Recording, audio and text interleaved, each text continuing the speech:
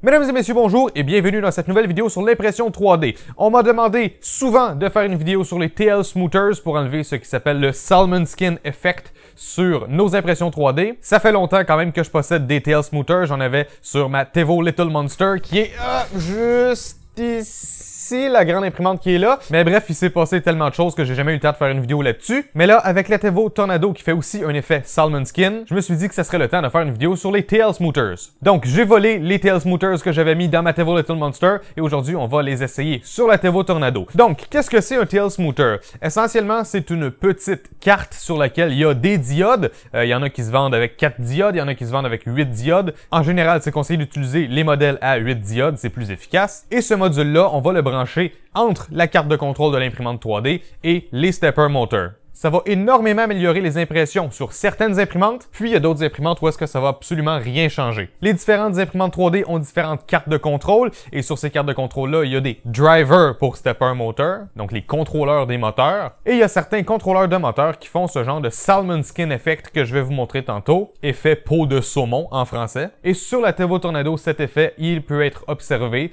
Sur la Creality CR10, pas vraiment, on pourra comparer tantôt, mais je vous montre une petite image à l'écran de quoi ça a l'air un TL Smoother. Et vous voyez que les miens, je les ai mis dans du papier collant. Parce que bien sûr, si on a une petite carte comme ça qui est lousse dans le boîtier de contrôle et que c'est pas protégé, ben on pourrait avoir des courts-circuits s'il y a des trucs en métal qui se touchent. Donc pour éviter ça, j'ai mis ça dans du papier collant comme ça. Sauf que les TL Smoother, ils ont tendance à chauffer un peu. Alors peut-être que la chaleur va avoir un petit peu plus de difficulté à s'échapper avec tout le papier collant. Si vous avez une meilleure solution que juste les enrober de papier collant, faites-vous plaisir, allez-y. Mais bref, même enrobé de papier collant sur la Tevo Little Monster, ça fonctionnait très bien. Voici deux petits bateaux. Celui-là a été créé sur la Creality CR10, celui-là a été créé sur la Tevo Tornado. Et si je les mets les deux un à côté de l'autre, vous pouvez voir que le reflet il est pas exactement pareil. Alors j'espère que vous allez être capable de le voir quand je fais ça comme ça avec les changements de lumière. Mais ici on voit des genres de petits patterns qui font presque des cercles, on dirait. On les voit aussi ici. Puis en haut ici on voit des genres de lignes versus ici que tout semble à peu près droit. On voit pas vraiment de pattern de cercle. On voit pas de ligne ici vraiment. Donc c'est ce qui porte à croire que sur la CR10, c'est peut-être moins important d'avoir des TL Smoother. Probablement que les drivers pour les moteurs,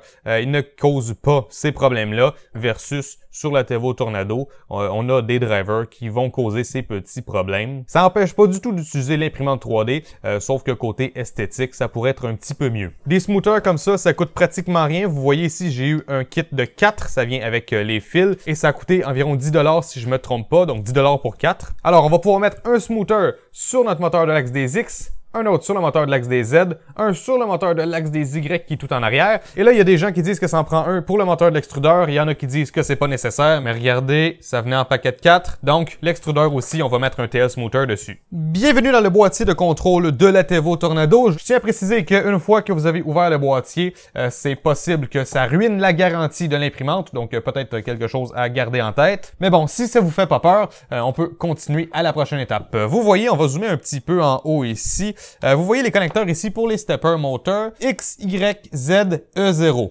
La manipulation n'est pas très compliquée. On va par exemple débrancher E0.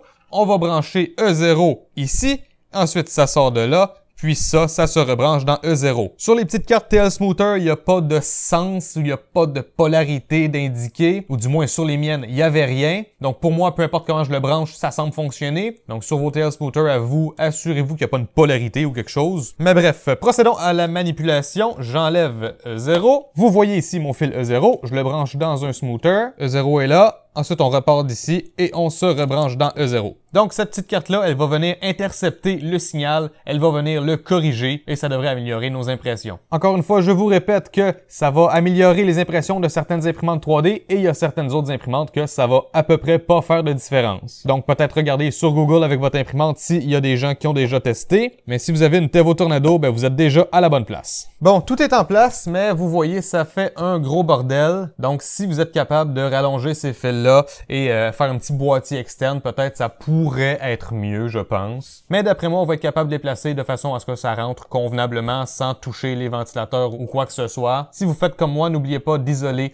les composantes électroniques. On n'a pas envie qu'il y ait de court-circuit. Donc, je vais essayer de ranger ça comme je peux, puis je vais refermer le boîtier. OK, j'ai démarré l'impression d'un Benchy Boat tout à fait normal. L'imprimante est en train d'imprimer et elle n'a pas encore pris feu, ce qui est une bonne nouvelle. Vous voyez, ça a commencé à imprimer. J'utilise le même filament que j'avais utilisé pour faire ce bateau-là. C'était le filament Econophile de chez filament.ca. Donc bon, c'est à l'envers, mais voilà, Econophile. Donc on va pouvoir comparer sur la Tevo Tornado, est-ce que les TL Smoothers vont faire une différence? Alors comme à l'habitude, je vous amène vers le timelapse.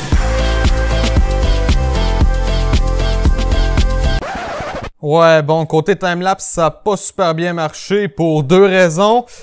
Premièrement, ben, la caméra, elle s'est mise à descendre comme ça, tranquillement. Et l'autre raison, c'est qu'immédiatement après avoir quitté la pièce, j'ai éteint les lumières, donc bravo à moi. Donc désolé, timelapse incomplet aujourd'hui, mais ce qui est important, c'est d'aller voir les résultats.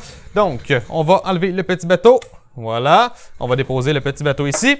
On va aller chercher le petit bateau de tout à l'heure. C'était celui-ci, voilà.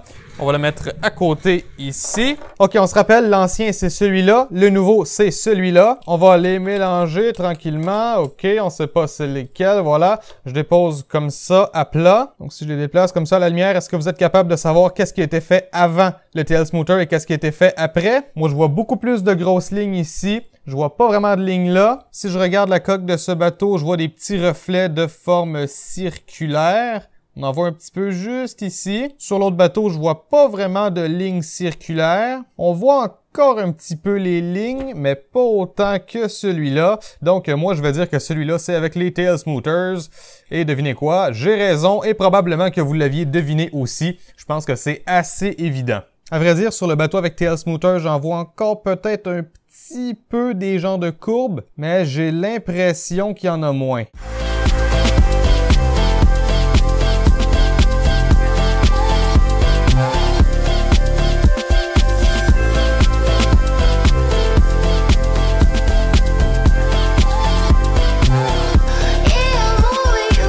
Donc, est-ce que les TL Smoothers ont rendu nos bateaux parfaits? Non, pas parfait. On voit encore quelques petits défauts, mais quand même pour un upgrade à une dizaine de dollars, si vous recherchez à améliorer votre esthétique, eh bien je pense que c'est déjà un pas dans la bonne direction. Regardez ça sous cet angle-là, on voit clairement que l'habitacle est beaucoup plus beau. Côté surface, ça n'a rien changé. C'est pas mal pareil. C'est vraiment sur les couches qu'on s'aperçoit qu'il y a une différence. Donc, ça sert à rien que je continue de décrire ce que vous êtes clairement capable de voir. Je vous laisse juger les résultats par vous-même. Alors, à vous de voir si vous voulez faire cet upgrade. Moi, je pense que ça vaut la peine vu que ça coûte pas très cher et que c'est assez simple à faire, puis qu'on est capable de voir une différence quand même. Maintenant, si vous, à la base, votre imprimante 3D, elle n'a pas ce genre d'effet Salmon Skin, c'est très possible que vous ayez juste pas besoin de TL Smoother. Comme je vous ai dit, ça aide sur certaines imprimantes, mais pas nécessairement toutes les imprimantes. Vous avez vu les résultats de vos propres yeux. Si ça vous intéresse de vous procurer des TL Smoother, je vais vous mettre un lien dans la description vers le même modèle de TL Smoother que j'ai acheté. J'espère que vous avez aimé cette vidéo, j'espère que vous l'avez trouvé utile. Si c'est le cas, n'hésitez pas à laisser un j'aime et à commenter. Et n'hésitez pas à me rejoindre sur tous les réseaux sociaux, YouTube, Facebook, Twitter, Google+, et Instagram. Et moi, je vous revois une prochaine fois dans une vidéo.